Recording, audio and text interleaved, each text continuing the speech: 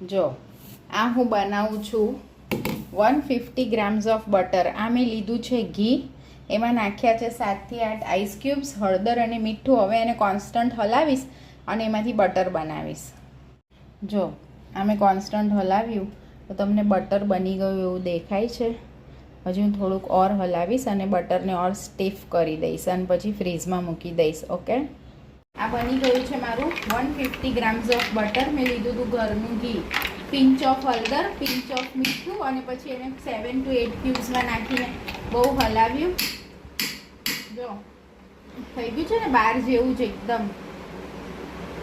ચલો તો હવે એને ફ્રીઝમાં મૂકી દઉં આઈસ ક્યુબ્સ કાઢીને.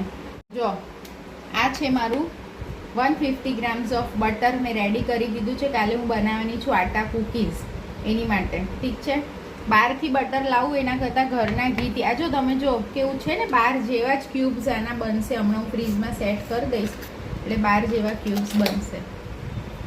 તો ચલો આજે પાછળ ને પાછળ જ હું તમને બતાડું છું એક બીજી રેસીપી. છે રોટલી જે લોટથી કરીએ, ઘઉંનો લોટ, સાદો રોટલીનો ઘઉંનો લોટ, રેગ્યુલર ઘઉંના લોટમાંથી બનાવશું આટા કૂકીઝ, જે એકદમ જલ્દી બની જશે ને લેસ ઇન્ગ્રીડિયન્ટ્સથી બનાવવાનું છે. તો તમે સૌથી પહેલાં એની ઇન્ગ્રીડિયન્ટ્સ જોઈ લો. જો આ મેજરિંગ કપ છે 1 કપ. ઠીક છે, આ 1.5 કપ લેવાનું છે ઘઉંનો રેગ્યુલર લોટ.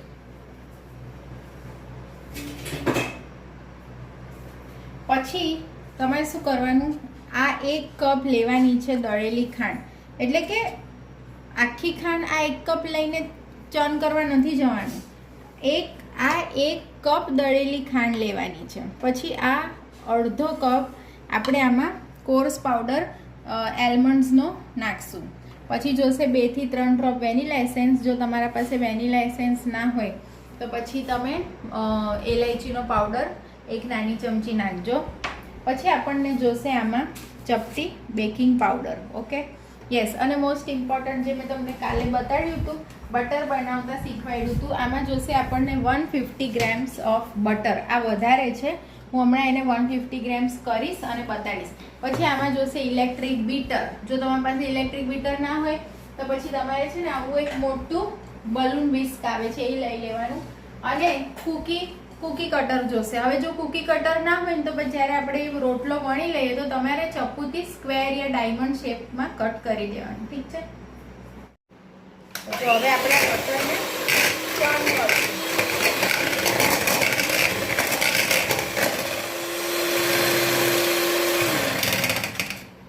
બધું આમ વચ્ચે હોવું જોઈએ ને.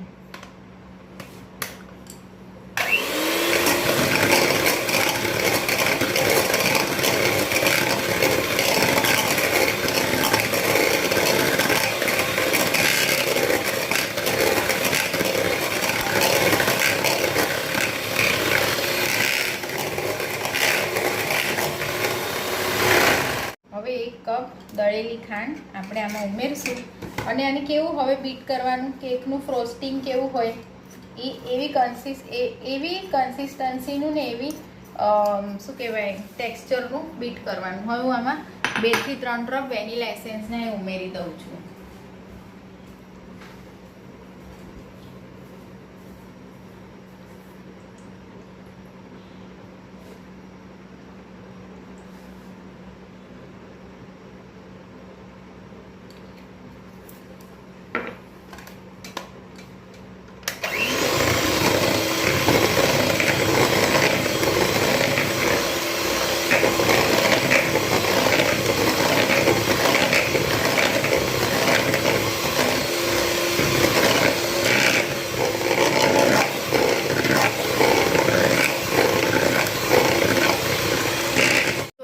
આપણે બેકિંગ કરીએ ને ત્યારે બધી જ વસ્તુ બટર, એમાં ખાસ બટર હંમેશા ચીલ્ડ લેવાનું. કારણ કે એનું છે ને આપણે જ્યારે લોટ ઉમેરશું ત્યારે બ્રેડ ક્રમ્સ જેવું એનું ટેક્સચર થવું જોઈએ જ્યારે લોટ અને આ બધું સાથે આપણે નીડ કરશું ને ત્યારે.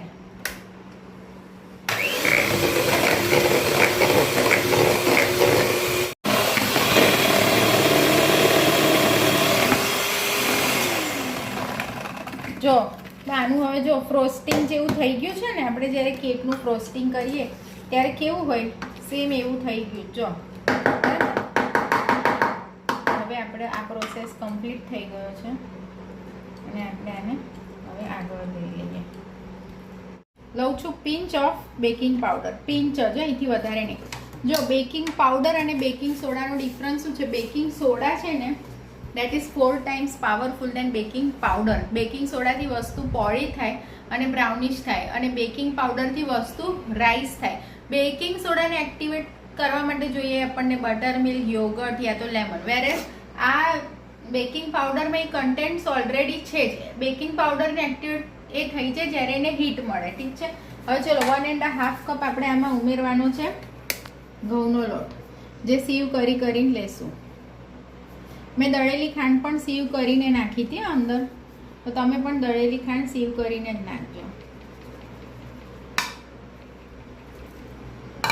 હવે આપણે આ 1/2 કપ એક્ઝેક્ટ આ 1/2 કપ આલમંડ્સ લેવાની છે. Course powder of almond. અત્યારે હું આટલી લઉં છું અને એને કૂટું છું.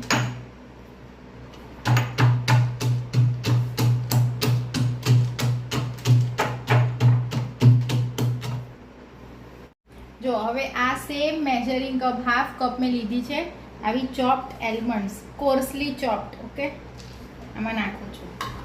હવે આને તમારે કટ એન્ડ ફોલ્ડ મેથડથી બધું જ મિલાવી લેવાનું. પછી એક બ્રેડ ક્રમ્સ જેવું જ આમ એક રેડી થશે. પછી એને આપણે વણવાનું છે વેલણથી નીચે વર્ક સ્ટેશન પર, અહીંયા. બરાબર, પાટલી લેવાની જરૂર નથી.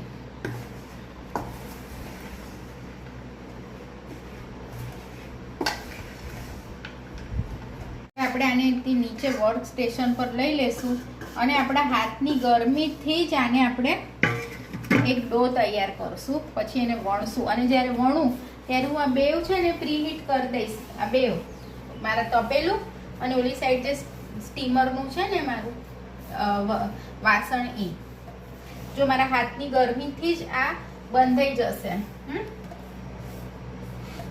અને સમજો તમને એવું લાગે કે ના ભાઈ તમારા હાથની ગરમીથી બંધાતું નથી, તો શું કરવાનું? તમારે dash of milk, not more than that, a dash of milk. જો આ બેવને હું પ્રીહીટ કરવા મૂકી દઉં છું અને અંદર આવી રીતે મૂકીશ એક કાંટો, એકમાં આ કાંટો ને એકમાં આ કાંટો મૂકીશ. પછી આ ડીશ છે એને હું હમણાં તેલથી ગ્રીસ કરી દઈશ અને મેંદાથી એને ડસ્ટ કરી દઈશ. એટલે શું કે આપણું ચોટી ન જાય, આપણી કૂકીઝ ચોટે નહીં, એની માટે.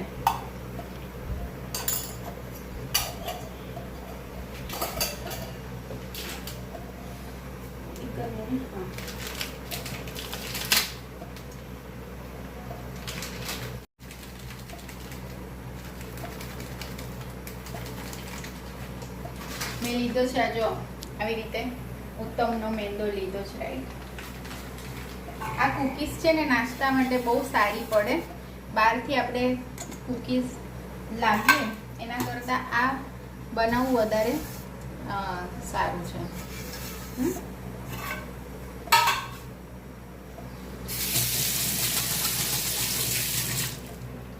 વેલણ લઈ આવું. તમારા ચોઈસના કૂકી કટર્સ તમને જે જોતા હોય. હું આ શેપનો લઉં છું, ગોળ શેપ લઉં છું.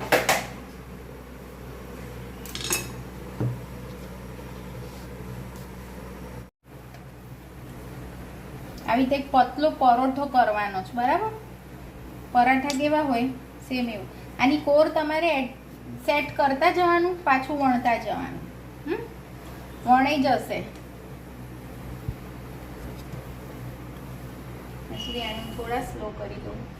ત્યાં મારું બેવ પ્રીહીટ થઈ ગયા છે 10 મિનિટ્સથી.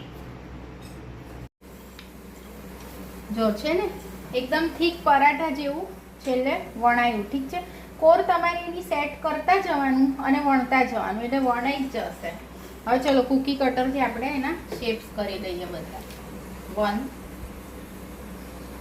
મારી ડીશ ક્યાં ચોલી લઈ આવજો ને મમ્મી પ્લીઝ. 1 2 3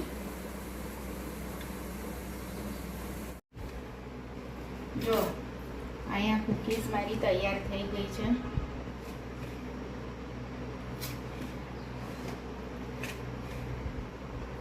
રાઈટ, હવે આપણે આને એક પતલા તાવેથી બધી લઈ લેશું. પછી આ પાછો જે આ બધો લોટ વધ્યો ને એની આપણે પાછી થોડુંક ડેશ ઓફ મિલ્ક નાખીશું, પાછી કૂકીઝ એની બનાવશું.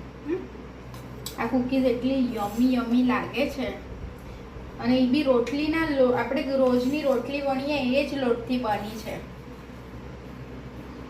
થોડો થોડો ગેપ રાખવાનો એટલે શું એને જગ્યા મળે કૂકીઝને. આવી રીતે તાવેથાથી લેજો, નહીંતર નહીં આવે હાથમાં.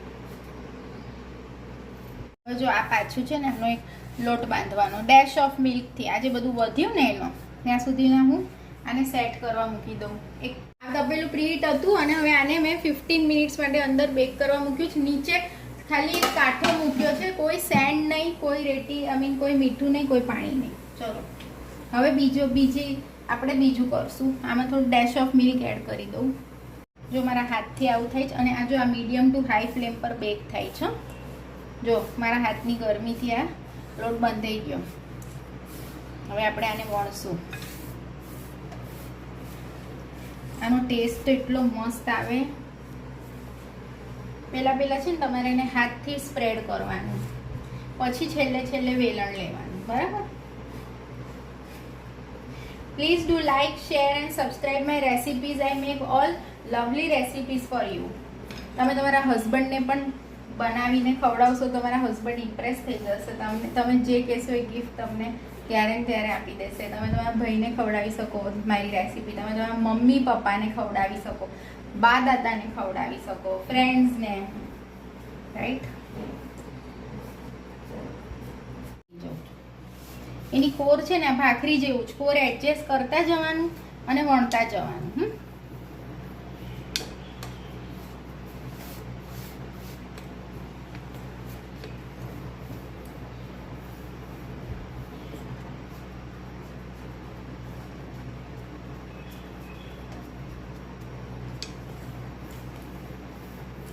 જો અમે સેટ કરી દીધી.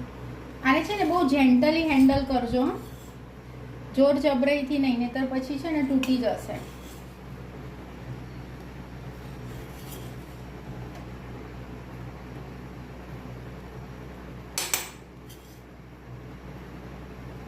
ચલો હવે આપણે આને આમે મૂકી દઈએ બેક કરવા.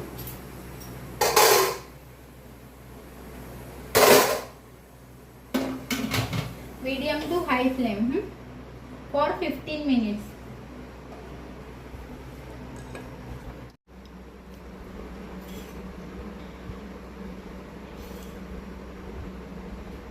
(26 to 28 કુકીઝ બને છે. ઓકે, આ મેજરમેન્ટ જે મેં તમને આપ્યું હતું ઘઉંના લોટનું, ખાંડનું અને બટરનું. હવે એમાંથી પાછું આપણે આ છેલ્લું બચ્યું છે ને, પાછો એક રોટલો વણી લઈએ. બરાબર?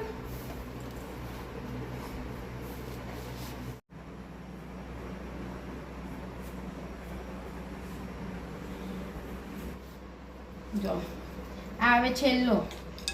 અહીં તમે ભાખરીની જેમ એને કરતા જવાનું, વણતા જવાનું. થોડુંક લાગે દૂધ છટકોરવાનું, ચમચી પણ નહીં, છટકોરવાનું. Like, share and subscribe my recipes. Please do like, share and subscribe my recipes. જો મારી રેસિપીઝ જોવાની મજા તો આવે છે, રાઈટ? તો પછી તમને બનાવવાની પણ એટલી જ મજા આવશે અને એને ખાવાની એનાથી ડબલ મજા આવશે. ઠીક છે?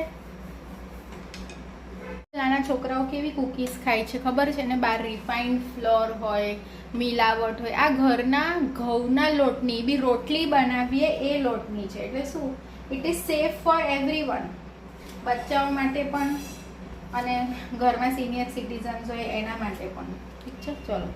See, today I am very happy because my two favorite animals are with me. This is a tiger print bangles and elephant nose ring. See, I got a nose ring of elephant shape. I mean, it is an elephant. તો C આ તમે જોઈ શકો છો cookies ready છે. Regular ઘઉંના લોટની રોટલી જેનાથી કરીએ એ જ લોટમાંથી આટા કૂકીઝ રેડી છે. હવે હું તમને કેટલી ક્રન્ચી થઈ છે એવું બતાડું. જો અવાજ આવે છે ને તોડવાનો.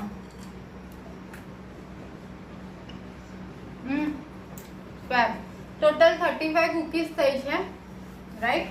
So please do try this recipe. And yes, today's naturopathy tip is Brahmi leaves. So today's naturopathy tip is regarding Brahmi leaves. Brahmi leaves ને સવારે ભૂખ્યા પેટે તમારે 2-3 ચાવી જવાના, જ્યાં સુધી કે it supports your nervous system. It is a brain tonic. અને જે ડિઝીઝ છે લાઈક એપિલિપ્સી અને એલ્ઝાઇમર ડિઝીઝમાં Brahmi leaves બહુ જ હદ સુધી સપોર્ટ કરે છે. and it enhances your hair growth.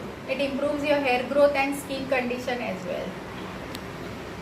Like, share and subscribe my channel. I love you all. Have a nice day.